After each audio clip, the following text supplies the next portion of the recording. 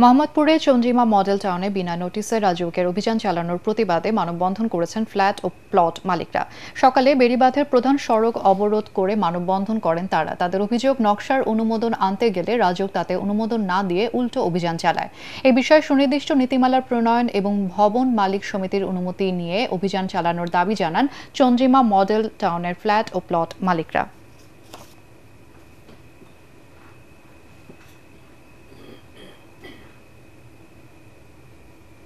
Chandrima housing সহকারে কিছু আবাসনে তারা ভাঙচুরের অভিযান পরিচালনা করছে।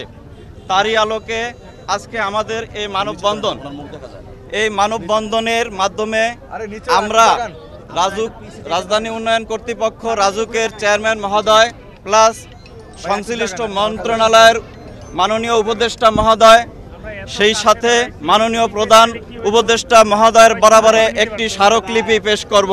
আপনারা জানেন ইতিমধ্যে রাজউকের কাছে আমাদের চন্দ্রিমা মডেল টাউন, ঢাকা উদ্যান, নবীনগর হাউজিং থেকে শুরু করে অসংখ্য ভূমি মালিক রাজউকের অফিসে যে প্ল্যানের জন্য, নকশা অনুমোদনের জন্য তাদের শরণাপন্ন হওয়ার পরেও তারা আজ পর্যন্ত একটি প্ল্যান আমাদেরকে অনুমোদন দিতে পারেনি।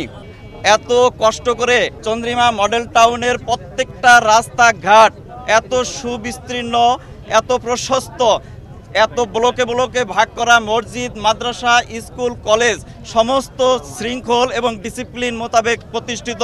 দুধ, পানি, গ্যাস, রাস্তাঘাট, সুয়ারেজ কোনো নাগরিক সুযোগ সুবিধা ফ্যাসিলিটি আজ পর্যন্ত নিশ্চিত করতে পারে নাই। হঠাৎ করে তারা ইসরায়েলের মতো প্যালেস্টাইনে যেভাবে হঠাৎ করে অভিযান পরিচালনা করে, ভাঙচুরের মতো ঘটনা ঘটায়, সেই জায়গা থেকে রাজউক প্রতি বছরে 2-4টি জটিকা অভিযান করে এখানে জনমনে আতঙ্ক সৃষ্টি করে, ভাঙচুর করে। আমরা চাই একটি সুন্দর শান্তিপূর্ণ পরিবেশ। আমরা রাজউককে সহযোগিতা করতে চাই, আমরা সরকারকে সহযোগিতা করতে চাই। অবশ্যই আমরা আইনি পদক্ষেপে যাব, কারণ হচ্ছে কি আমরা তো রাজউকের কোনো অনুমোদনই পাই নাই, সত্যি কথা। তাহলে সে যখন আমাদের অনুমোদন দিবে তখনই তো তার আশার কথা। তারপরে যদি আমরা অন্যায় করতাম বা আমরা অবৈধভাবে তুলতাম, সেটা ছিল তাদের জন্য, আমাদের জন্য কি একটা পজিটিভ বিষয় যে না, আমরা অন্যায় করে ফেলছি। আমরা তো গেছি সেখানে, আমরা তো তাদের কাছে যাওয়ার পরেই তো আমরা অনুমোদন আনতে গেছি।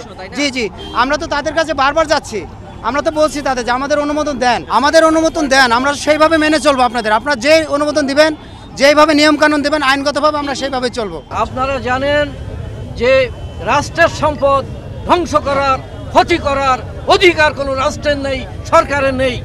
আজকে যদি কোনো অন্যায়ভাবে কোনো কিছু করা হয়, তাহলে আলোচনার মাধ্যমে, ত্রিপাক্ষিক আলোচনার মাধ্যমে, প্লট মালিক, হাউজিং, রাজউক সম্মিলিত আলোচনার মাধ্যমে সমস্যার সমাধান করার যথেষ্ট সুযোগ ছিল, যা সুযোগ আছে।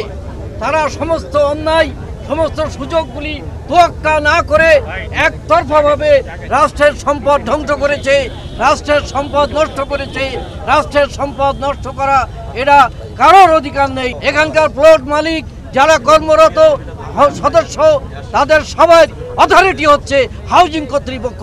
এইভাবে হঠকারিতা করে, হাউজিংয়ের তোয়াক্কা না করে, কোনো মালিকের তোয়াক্কা না করে, কোনো ডেভেলপারের তোয়াক্কা না করে যেটা করেছে সেটা এক কথায় সন্ত্রাসী কর্মকাণ্ড ছাড়া অন্য কিছুই নয়। 2004 সাল থেকে এখানে হাউজিং শুরু হয়, সেই হাউজিংয়ের চন্দ্রিমা মডেলে শুরু হয়। সেখান থেকে আমরা সবাই বিল্ডিং করতে থাকি, কষ্ট অর্জিত অনেক টাকা দিয়ে আমরা শেয়ারে বিল্ডিং করতেছি।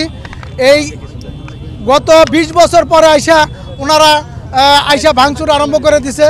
আমাদের গত 2 বছর আগে একটা নোটিশ করছিল, আমরা কাগজপত্র জমা দিতে গেছিলাম, আমার কাগজপত্র জমা করে এখনও হয় নাই, কিন্তু আমরা বিল্ডিং করছি। হঠাৎ করে আমাকে বিল্ডিং ভেঙে দেয় অবৈধভাবে।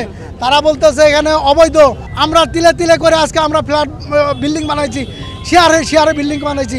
আজকে সেই বিল্ডিংটা আমাদের সারা জীবনের সঞ্চয় দিয়া বিল্ডিং করছে, সেই বিল্ডিংগুলো ভেঙে দিতেছে। আমাদের কষ্ট লাগে না? এই অবৈধ অভিযানের সুষ্ঠু একটা সমাধান চাই, নিন্দা জানাই এবং আমরা এটার সমাধান চাই।